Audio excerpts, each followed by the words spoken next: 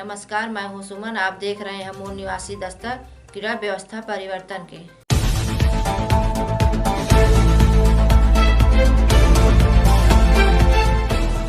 देश में कोई और संगठन है जो काम कर रहा है?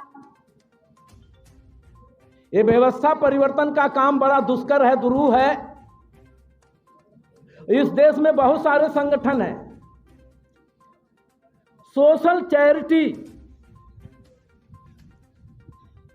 सामाजिक परोपकार का कार्यक्रम, इस तरह के भी संगठन चल रहे हैं जो लोगों से धन इकट्ठा करते हैं, समाज के निर्बल लोगों को, गरीब लोगों को, बीमार लोगों को वो उनकी मदद करने का काम करते हैं। इस देश में बहुत सारे संगठन जो चल रहे हैं वो सस्ती लोकप्रियता समाज में हासिल करते हैं, लेकिन इस व्यवस्था को बदलने का काम कोई नहीं कर रहा। जिस व्यवस्था को हम बदलना चाहते हैं उस व्यवस्था को बदलने के लिए एकमात्र केवल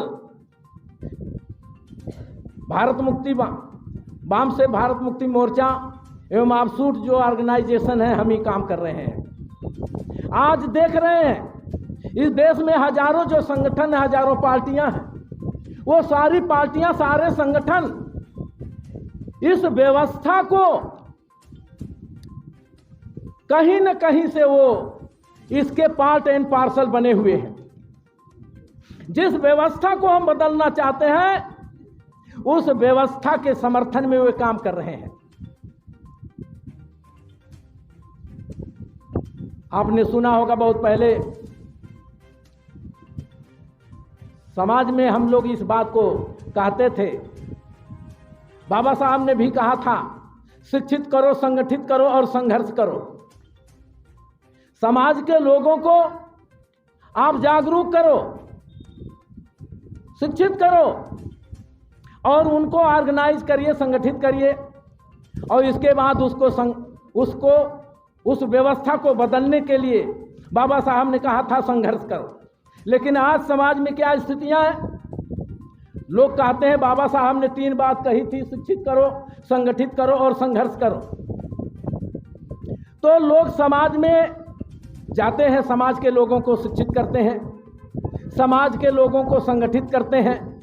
जब उनके पीछे 1000, 2000, लाख लोग चलने लायक हो जाते हैं तो लोग कहते हैं कि अब तो संघर्ष करने की स्थिति आई है। तो अगर हम संघर्ष करेंगे और संघर्ष करते हुए अगर मैं मारा गया तो मेरे बच्चों का क्या होगा, मेरी बीवी का क्या होगा, मैंने 20 साल 10 साल तक जो मैंने काम किया उसका क्या होगा। तो इसलिए लोग डर जाते हैं। तो कहते हैं बाबा साहब ने 3 बात तो कही थी, तो चलो तीसरा काम बड़ा दुरूह है, ये मुझसे नहीं हो सकता। बाबा साहब ने 3 बात कही थी, 2 बात को मान लेते हैं, शिक्षित कर लेते हैं, संगठित कर लिया। तो कहते हैं कि शिक्षित किया मैंने, संगठित किया, और फिर क्या करते हैं, शिक्षित किया, संगठित किया और इसके बाद क्या करते हैं, समझौता कर लेते हैं, संघर्ष नहीं करते। तो संघर्ष करने से व्यवस्था चेंज होगी और न कि समझौता करने से। तो आज की जो पार्टियां आप देख रहे हैं, बीजेपी और कांग्रेस ए टीम है, तो हमारे मूल निवासियों की पार्टियां जो है वो बी टीम है।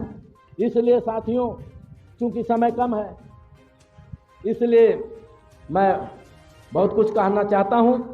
अंत में मैं 2 पंक्तियां हमने जो लिखी है, 2 क्या चंद पंक्तियां हैं ये। दुनिया बदल गई, दुनिया बदल गई, भारत महान अभी बाकी है। दुनिया बदल गई, भारत महान अभी बाकी है और नमाज हो गई, अजान अभी बाकी है। दुनिया बदल गई, भारत महान अभी बाकी है और नमाज हो गई, अजान अभी बाकी है।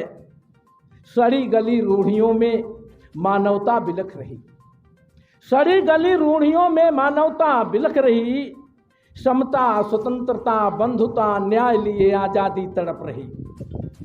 साथ के आजाद देश उन्नत शिखर पर चढ़ गए। आजाद हिंद में गुलाम आज भी तड़प रहे। तो आजाद हिंद में गुलाम आज भी तड़प रहे। मन विधान गत लिए संविधान अभी बाकी है। दुनिया बदल गई, भारत महान अभी बाकी है। नमाज हो गई, अजान अभी बाकी है।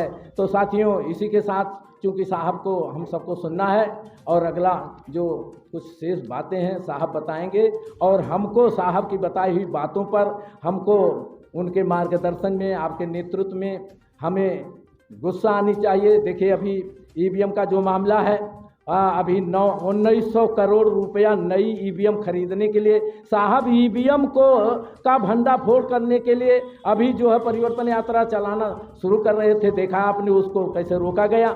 और वो उनको गुस्सा है कि ये मेश्राम साहब पर कि हम जरूर करेंगे, वो अलग से बजट प्रोवाइड करते हैं। तो हमको भी गुस्सा आना चाहिए कि अगर वो करते हैं तो हम साहब के नेतृत्व में साहब का जो आदेश होगा उसके लिए हम अपने जान की बाजी लगा करके इस व्यवस्था को जरूर चेंज करेंगे। इन्हीं बातों के साथ है मैं अपनी वाणी को विराम देता हूं। धन्यवाद। जय भीम, जय भारत, जय मूल निवासी, जय संविधान। समाज से जुड़ी महत्वपूर्ण खबरों के लिए बने रहिए हमारे साथ। चैनल को लाइक, सब्सक्राइब और शेयर करें। धन्यवाद।